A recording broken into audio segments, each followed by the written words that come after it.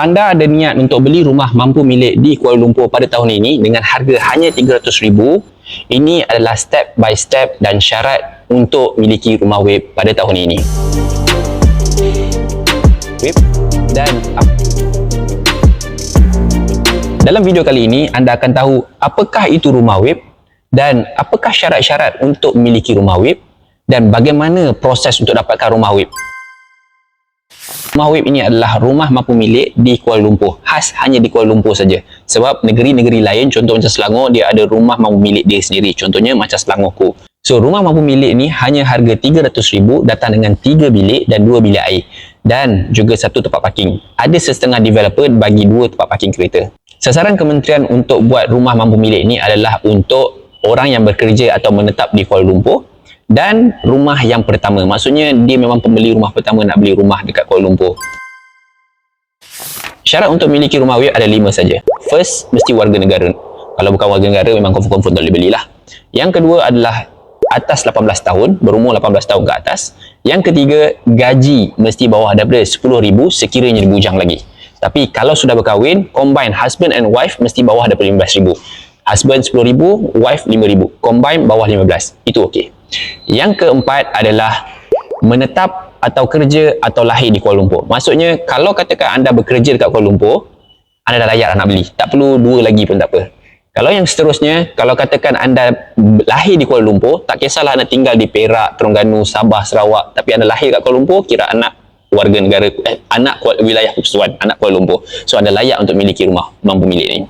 Dan yang ketiga, bekerja di Kuala Lumpur. Maksudnya, katakanlah anda kerja dekat Kuala Lumpur tapi tinggal dekat Selangor dan anda masih layak untuk beli rumah mampu milik ini. Dan yang terakhir adalah mesti rumah pertama di Kuala Lumpur. Maksud mesti rumah pertama di Kuala Lumpur adalah kalau katakan anda dah ada rumah dekat Selangor, Perak, Kedah, Penang tapi tak ada rumah lagi kat Kuala Lumpur, still anda boleh beli rumah pertama dekat Kuala Lumpur ini. So, mesti rumah pertama dekat Kuala Lumpur. Ataupun orang tu sendiri adalah orang yang pertama kali nak beli rumah lah.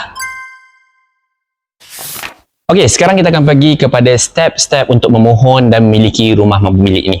Okey, first kena tahu, untuk memohon rumah web ni ada 3 step yang penting, yang utama. Yang pertama adalah apply kementerian, iaitu apply daripada portal kementerian lah. Yang kedua adalah apply loan. Maksudnya apply submit loan 100% loan ke 90% loan ke. Yang ketiga adalah pilih unit dengan pemaju. Tak kisahlah projek mana yang anda minat. So ketiga-tiga ni penting sebab apa? Ada setengah pemaju dia akan gerakkan apply unit dulu, baru apply loan dengan apply kementerian. Dan ada setengah pemaju yang buat apply kementerian dulu, baru apply unit dengan apply loan. So bergantung kepada mana-mana pemaju. Tapi yang penting adalah 3 perkara ni. Okey, secara basicnya saya akan buat iaitu apply kementerian dulu, kemudian akan apply unit, pilih unit dengan pemaju, kemudian baru kita akan apply loan dengan bank. Okey, ini secara basic saja dulu. Sebab bergantung kepada pemaju akan pusing kepada 3 perkara macam saya cakap tadilah.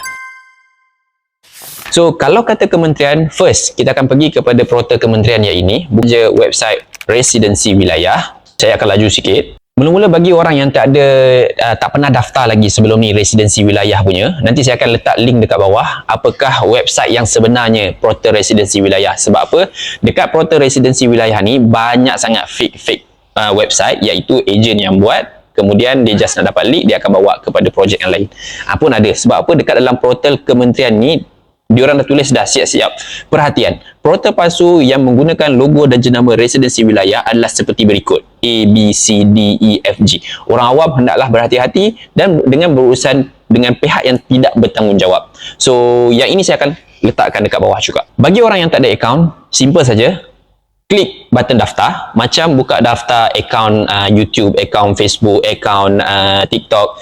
Klik daftar saja, register je dulu. And then, masukkan semua maklumat-maklumat penting dalam tu. Klik layak. Saya layak. Kemudian, akan masukkan maklumat-maklumat penting. Contoh macam IC, kata laluan. Lepas tu, warga negara. Warga negara confirm lah. Warga negara Malaysia. Email address tu adalah penting. Sebab apa? Email address tu adalah email address yang akan dapat balik maklumat balas daripada kementerian melalui email tu. Kemudian, status perkahwinan. Sama ada bujang ke, berkahwin ke, kena tulis kat situ. Kemudian, yang ni penting. Postcode tempat kerja dan postcode tempat tinggal. Itu adalah penting. Cek betul-betul sebab apa? Kalau tidak, dia takkan boleh daftar kementerian ni. Okey, selepas selesai daftar, tekan saja button hijau dekat atas untuk log masuk. Bagi yang tak ingat kata laluan, just tekan saja reset kata laluan, maksudnya lupa kata laluan. Nanti akan masukkan email dengan ataupun pakai IC number. Nanti dia akan hantar email ke email address. That's why saya cakap tadi, email address adalah sangat penting. Sebab kalau tidak, ada banyak kerja kena buat untuk tukarkan email address tu. Iaitu kena email, hantar ke kementerian, susah sikit lah.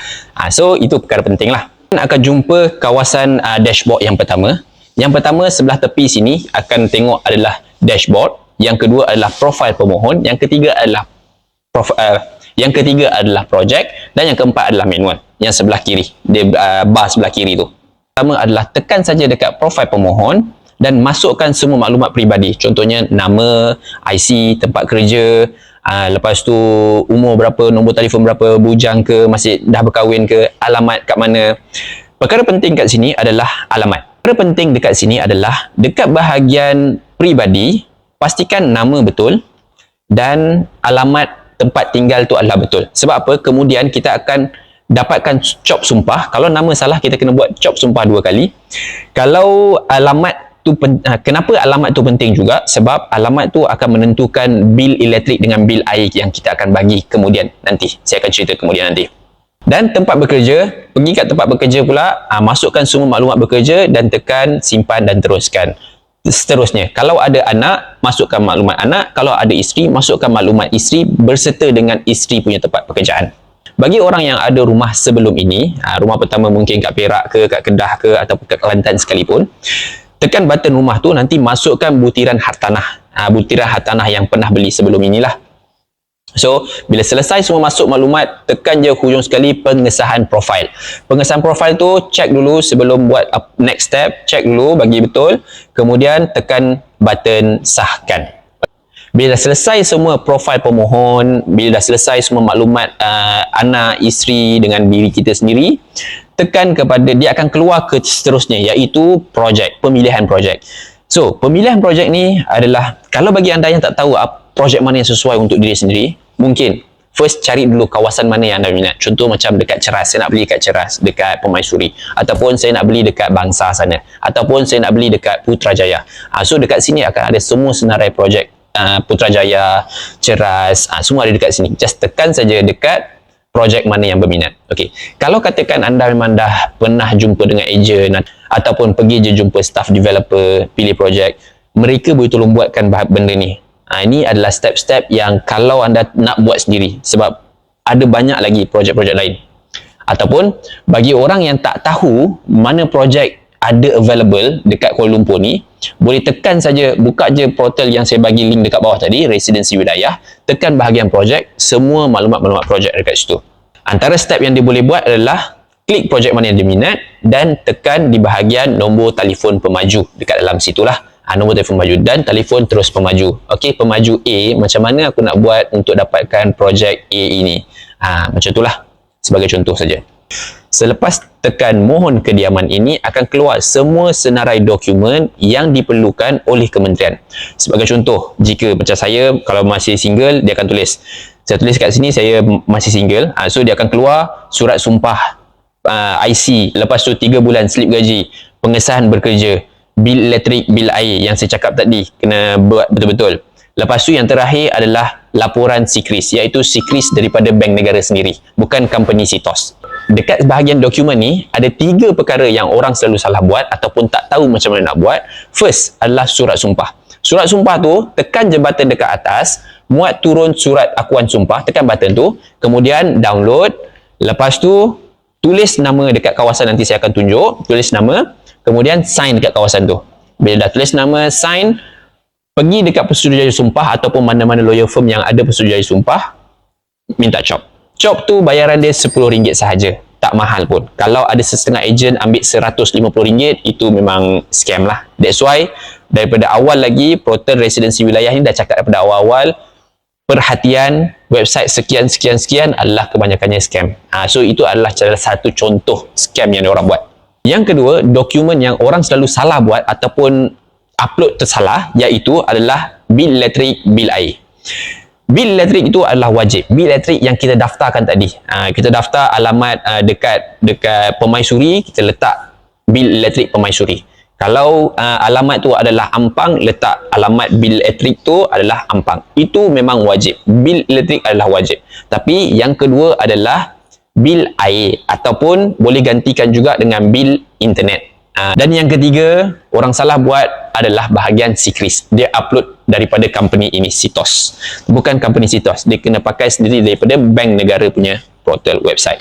So macam mana nak download? Saya akan letakkan satu button dekat sini. Macam mana nak buat step by step untuk dapatkan Sikris record tu. Nanti akan tekan saja button ke atas ke bawah ke, ataupun nanti saya akan letak juga dekat description link dia. Iaitu macam mana step-step untuk download Sikris record ni. Sebab video tu agak panjang sikit. Orang yang ada wife, dia akan kena masukkan maklumat-maklumat yang sama tapi untuk wife-nya. Contohnya macam IC wife, surat pengesahan kerja wife, 3 bulan payslip wife punya tempat kerja, surat pengesahan kahwin ataupun sijil kahwin ataupun kad ID kahwin pun boleh letak juga dekat ni. Dan yang terakhir adalah Sikris untuk wife punya juga pun kena buat. Kalau ada anak, tadi dah declare ada anak, dekat dalam ni pun kena upload IC anak dekat dalam bahagian yang ke dokumen ini. Lepas anda dah tahu tempat mana nak uploadkan dokumen, anda ambil dokumen tu, scan atau ambil gambar, tukar dalam bentuk PDF, uploadkan dekat dalam website ini. Selepas dah upload, akan keluar button kat tepi tu, sahkan dokumen. So tekan button sahkan dokumen tersebut. So maksudnya dokumen tu dah sah. Simpan dokumen. Lepas tu bila dah upload, tekan button simpan. Bila dah upload, tekan button simpan. Bila dah upload, tekan button simpan.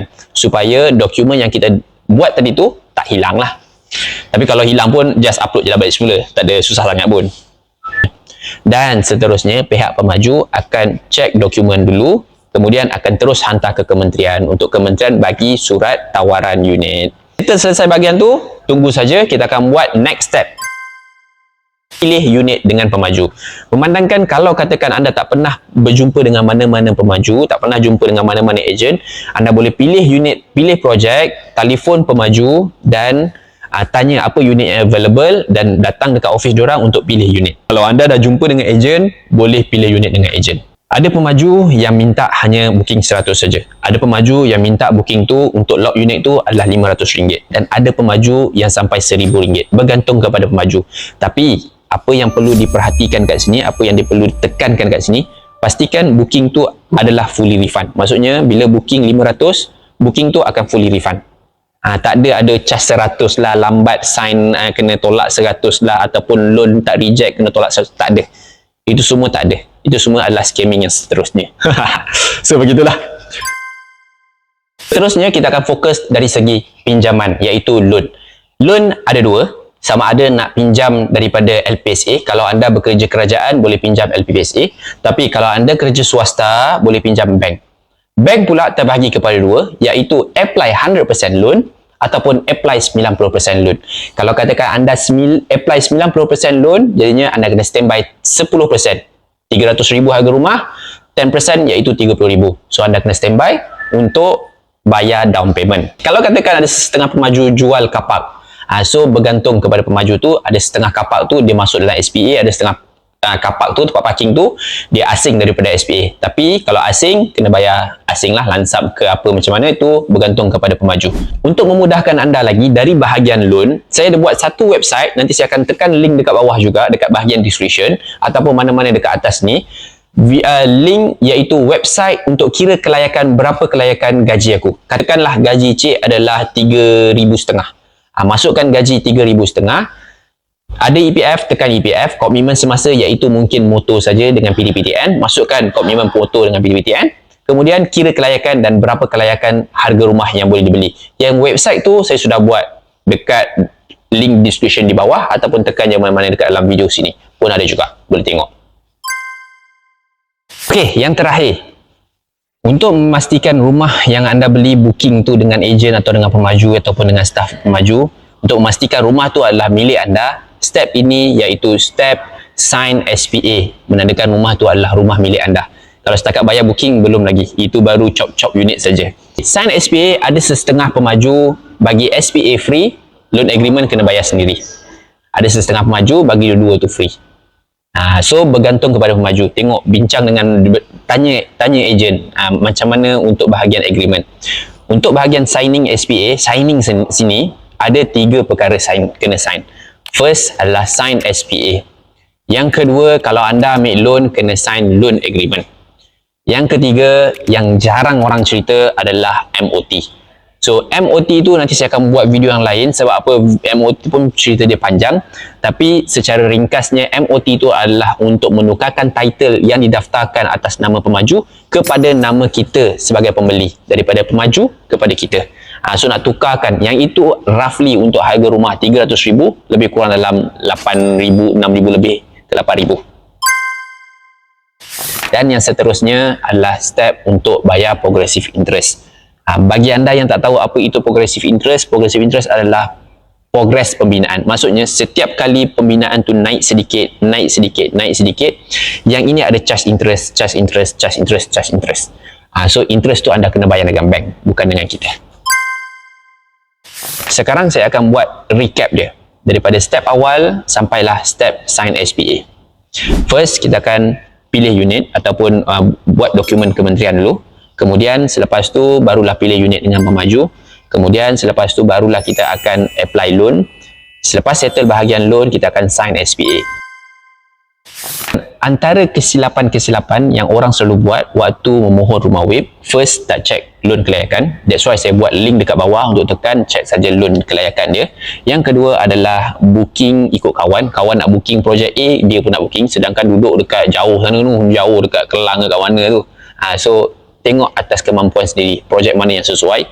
Yang ketiga, tak faham pasal loan, DSR, main sign saja agreement loan, sign. Dan yang keempat, salah maklumat pasal rumah web, terutama sekali pasal mohon dekat portal rumah web tu lah. That's why rumah web residensi wilayah sendiri dah tulis perhatian, maklumat ini adalah palsu. So ada yang palsu punya website lah. So itu antara perkara-perkara yang selalu kena jaga. Ok, settle semua untuk macam mana proses dan syarat-syarat untuk beli rumah web di Kuala Lumpur. Untuk negeri lain saya tak tahu, tapi untuk Kuala Lumpur itu memang step dia dah details dah. Itu adalah stepnya. Tunggu rumah tu siap saja, bergantung kepada projek. Ya, kalau rumah tu siap 2025, siap 2025. Kalau siap 2008, tunggulah rumah tu siap 2008. Okey, itu sajalah pada hari ini. Jumpa ada pada video akan datang. Bye bye.